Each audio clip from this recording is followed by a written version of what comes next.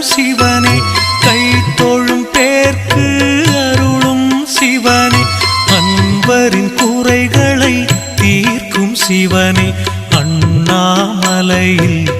அருளும் சிவனே,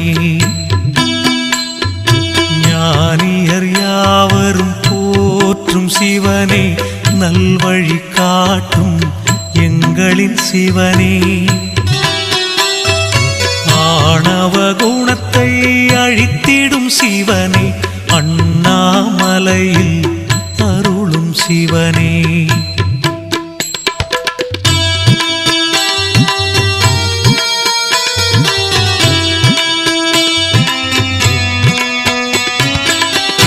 திருவிளையாடல் புரிந்திடும் சிவனே, தீவினை அழித்திட தோன்றும் சிவனே,